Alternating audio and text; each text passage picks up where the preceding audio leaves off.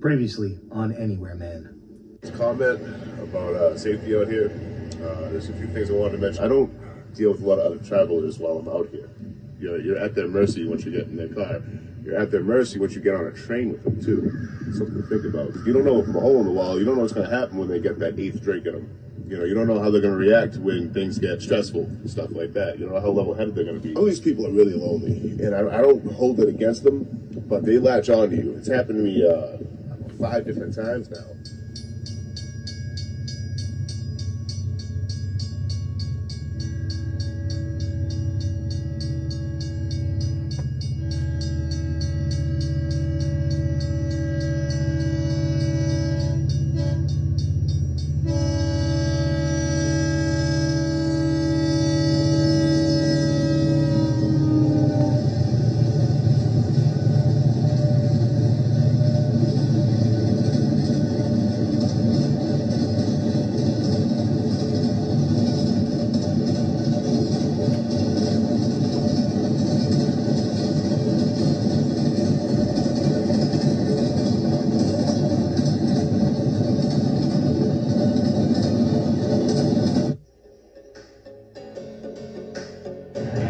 My last video was all about safety, and I almost got myself in a bad situation. So I forgot to mention my last video. So what happened was, this guy pulls around, and he says, "Hey, you need a ride?" And I go, "No, I don't need a ride, man." He goes, "Okay." And he drives off. Cool. And then he comes back, and he goes, "You like Taco Bell?" I'm like, "Holy shit, I like Taco Bell." And he didn't roll his window down anymore to like hand the bag of food off or anything like that. I shouldn't be taking food from people anyway. It's a bad idea because you don't know what they can do to it. But I'm a slut for Taco Bell. What can I say?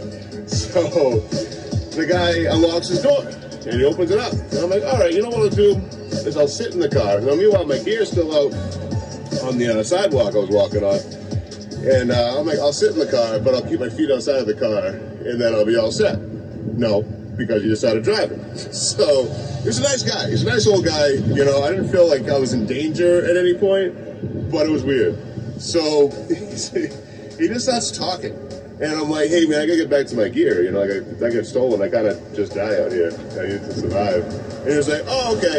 Yeah, so do you want to come back to my place and watch TV? I'm like, no man, I want to go grab my stuff. It's right over there. I had to say it goddamn 10 times. So he just starts driving, and we probably got like a mile away, and I'm like, all right. So I got my knife, I got it in my pocket, and it's ready to go. And I got the text sent to John, like, hey, can you go wash my stuff for me? I'm about to hop out of a moving vehicle. And I was like, hey, his name was Greg. He was a nice guy, but it was weird. I was like, hey, here's the deal. I need to get back to my stuff right now before someone steals it, and it's not okay. This isn't all right. He goes, oh, okay. He turns the car around, takes me back. Now, let's play that situation out a different way where he didn't turn around, A million things could have happened. So here the hell I am preaching to you guys about safety and how to not end up in a situation that I put myself in immediately right after that. We were in Vincennes, Indiana, and then we got a ride down to Evansville, Indiana, in a couple hours with a gentleman named Gunny and his wife Bridget, his old Vietnam vet. And here we are in Evansville. We should be hopping a train out of here or figure out our next move. I'll keep you all updated. We are in Evansville, Indiana, and sorry, I'm warning off right and proper with a police officer waking us up. He was a pretty cool guy. He was wanted to show we're all right. And he said, we are on private property, but if no one calls it in, he won't do anything. But if someone does call it in, he's going to tell us to leave, which is good to know. We're not going to get arrested for camping out here. But it just always sucks to get woken up by a cop. I was already kind of up a little bit, but, you hear the footsteps and then someone's in your camp and you're like, oh, and then you realize it's a cop and you're like, oh, how's this going to play out, It's just always like a startling way to start the day. So, I'm at a gas station, charging all my stuff up. I'm at by the throat, or the entrance to the train yard. And I'm a little nervous. Got that familiar feeling that I get when I'm going to a train yard. This is CSX line. CSX is the name of the train company. And I haven't ridden CSX since my first hop out. Now, I'm not a superstitious person, but I did get caught. You know, I grabbed an IM out of Buffalo, New York, intermodal. It took me all the way to North Baltimore, Ohio. It's a high security yard. And I got caught. You know, I didn't know what I was doing. Didn't know how to get on a train right. And I ran through a cornfield to get out of there. They caught us on one side, I jumped off the other side. So now they got to climb over the train. They weren't doing that, you know, but I can see the SUVs coming. Bulls are coming for me. So we're running through this cornfield, and I get to a road, and a local cop stops, North Baltimore PD. He says, put your stuff in my trunk right now and get in my back seat. It's a lazy arrest. You put the cuffs on me. I get in the SUV, and she's a really nice lady, because she's like, she turns to me, and she says, what you're doing is dangerous, and I don't recommend it, but it's on my bucket list. I've always wanted to ride freight trains. So I'm going to take you to a truck stop just outside my county, and get the hell out of here. I don't want to see you back here ever again. You know, that's not a problem.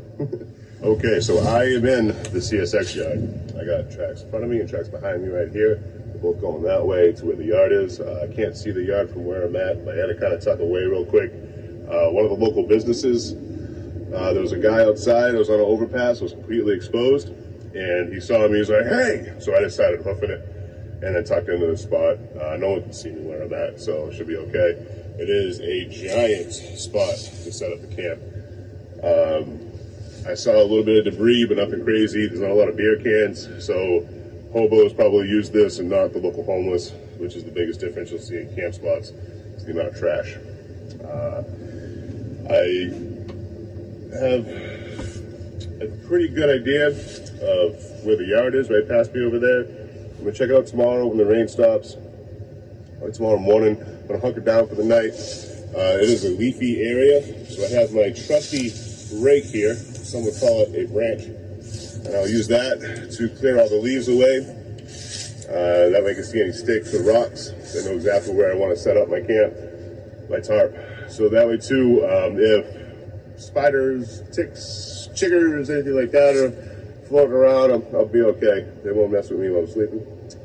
But it's gonna be home for the night.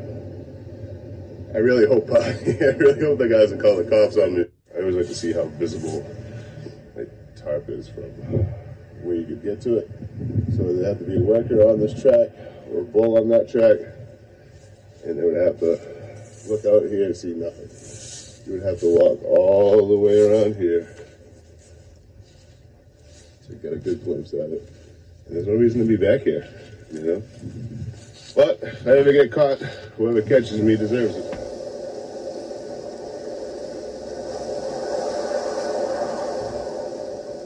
Got some crazy winds and rain last night, but the tarp held up good. I was warm and I was dry.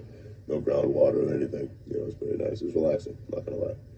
But I'm letting the tarp dry out, and I figured now would be a good time to make a video. I got a question last night asking what I did to prepare to come out here.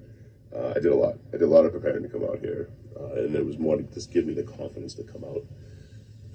I started with bushcrafting. I learned a lot about how to use a tarp, how to use a tarp properly in different configurations, and how to survive in the woods. Bushcraft gear is heavy though, so you got to be wary of that. And the companies that want to sell you stuff, they put the word bushcraft on it. They want to charge you, you know, a 40% markup. So be careful of that too. I did a lot of hiking, and you have ultralight gear, but it's not as resilient. So you got to be careful with that. You know, when you're going to have to replace that pack you just bought for $200, you know. And I did a lot of research on trains and stuff like that. Once I figured out that's how I was going to come across, because I wasn't sure what I was going to do at first. I knew I was going to do something big.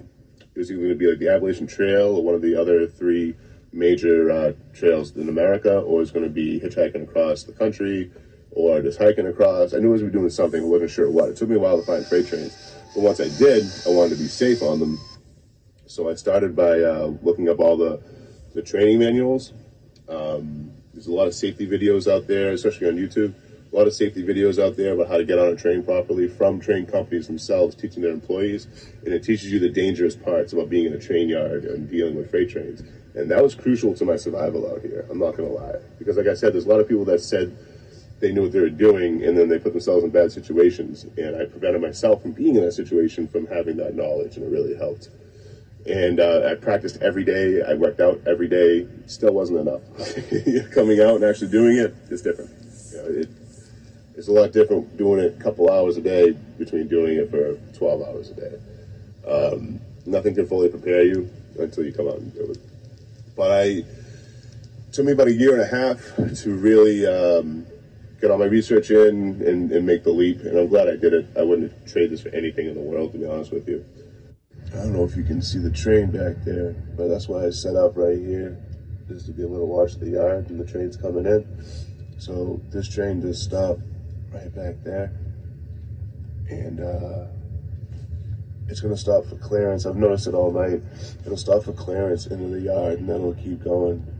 There might be a better spot where they crew change, and I'll get like, you know, 10 minutes to 30 minutes before the crew gets on.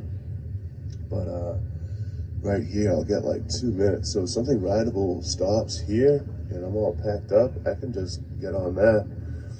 We'll see. I gotta get up and grab some food. I definitely want to start a little fire and cook a steak today.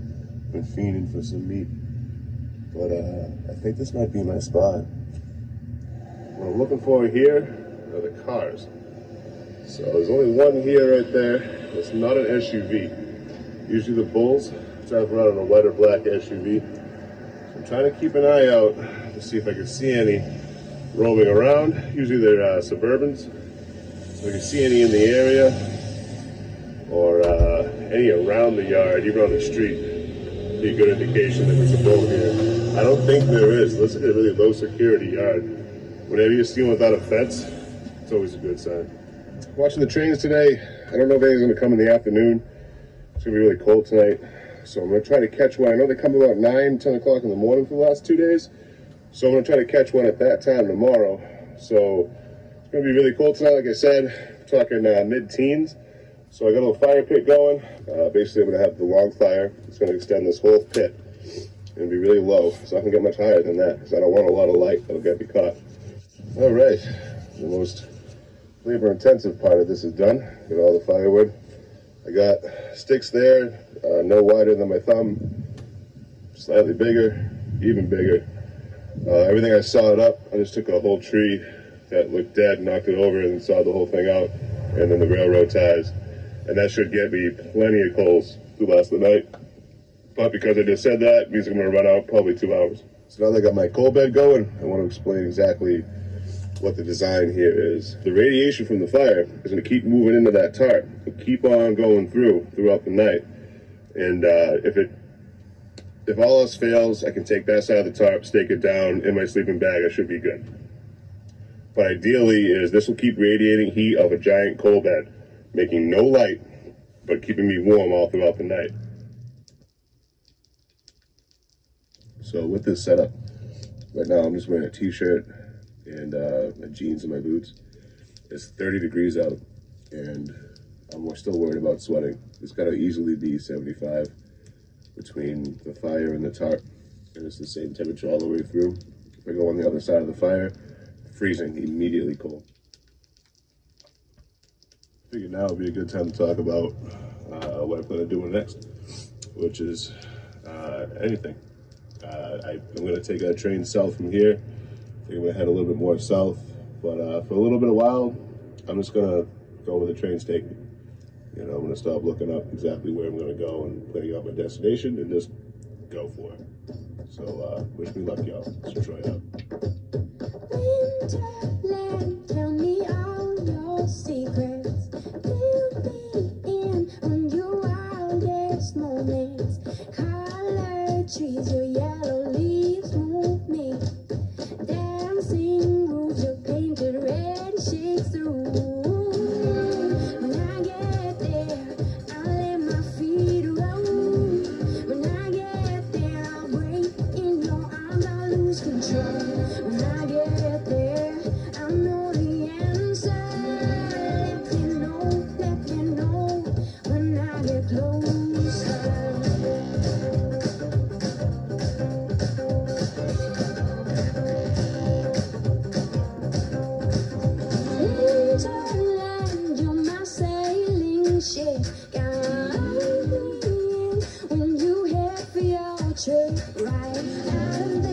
waking black and into bright sand, straight towards the warm sun and into his hands.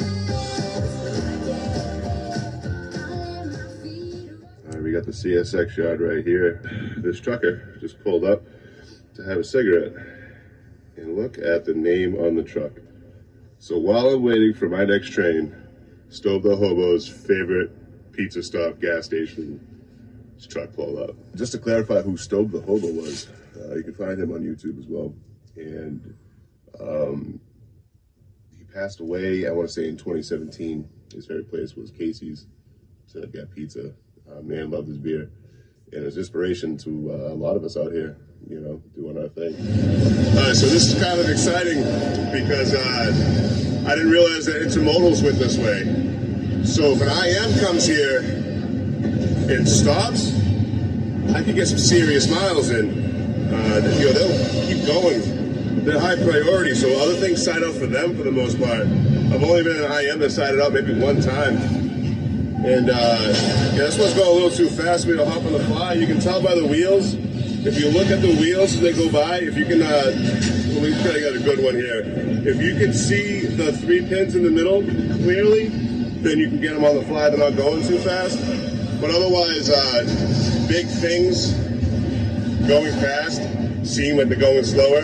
So this one, I would break my face if I tried to get on it. It's going the wrong way anyway, but it's good to know that intermodals come this way. All right, so I just saw a crew change van. It's a minivan, and it has all these little stripes on the back of it. This one's Halicon, PTC, I think is the name of the other company I see a lot, usually one of those two. But what it means is they're bringing the crew to the south side of the yard right now, and ideally a train should be coming soon. So this junk train is pulled up, it's mixed. So from that DPU, or locomotive, it's mixed all the way up. That is my favorite ride. It's a high lip grader. It's covered on the top and the sides. There's another one that has like a high wall where even the ladder's covered. That'd be my most favorite, so I guess it's my second favorite. And there's a bunch of rideable stuff, but there's this guy sitting right there, all powered up and ready to go. So I don't want him to see me getting on and then get me pulled off. You know, there's a good chance, a damn good chance he wouldn't say anything, but better safe than sorry. And then you look behind here, like theoretically I could run back there and hop on something, but this is an all grainer train, and all of these grainers are suicide. So from the DPU back, they're unrideable unless I really want to get risky with it, and I don't. So it looks like my train isn't going to be coming until 5 or 7 a.m. I am going to grab an IM out of here. I asked one of the workers what time they come, and he said usually about 5 to 7 a.m. I'm going to come back here at nighttime, and I think I'm going to camp out right there and just wait for my train. I'm going to fill it out when I come back and see how well lit up it is. I don't see a lot of overhead lights, but you never know. If not, I'll go back and I'll camp kind of where I was tucked out near the hop out spot. Okay, so I hopped on a train. I am wet. This is all grain, so I could end up in the middle of nowhere, but we'll see. I am wet. It sucks. But this is a good ride because I can throw my gear on that side. Whatever I don't need to stay warm can go over there. I went to a bar earlier, and when I went to the bar, they had me sign a wall and stuff like that, and then they had a band playing, and that was their mark for the band. And then after that, they're like, "Can I draw a smiley face on you?" Which I said yes. Why wouldn't I let them draw a smiley face on me? Oh, hi there. I'm feeling rough this morning. I don't know if you can tell, but I certainly can. I went to break time bar and grill last night. A lot of history there. It's right next to the train yard. And it used to be a hotel for travelers and for railroad employees and stuff like that. Basically, this whole block in Howell Park used to all be like a company town for the railroad. And there's a lot of history there, and there's, you know, it's only one generation back. So people that are living here now is their fathers and their mothers and their grandmothers and grandfathers that would be part of this town, this community, and work the railroad. So there's a lot of like almost first-hand information or second-hand information about old school hobos and stuff like that coming through here, which was really cool. I walk in, and really welcoming. They had me sat on the wall. They wanted to know my story, to tell me their stories, you know, and it was a good time. And the drinks started flowing. You know, they're buying me beer after beer and shot after shot. And I didn't say no to a single one. But as the drinks were flowing, the decision skills were decreasing. So I was definitely drunk. I came out of the yard and saw a good ride, and I got on it. I threw all my stuff on, hopped on, and got comfortable, sat down. So a grainer. I stood up for a quick second, and I did that wobble. I'm like, I just lost balance, and I'm not even moving yet. This is a terrible idea. Get off. So I took all my stuff, threw it off, and then swallowed it. Came over, found this little hot dog spot, you know. But I had no business being in the yard. You know, after a couple of drinks, you shouldn't be anywhere near these giant death machines. You know, but lesson learned. You know, next time I drink like that, I'll make sure I stay out the yard for sure.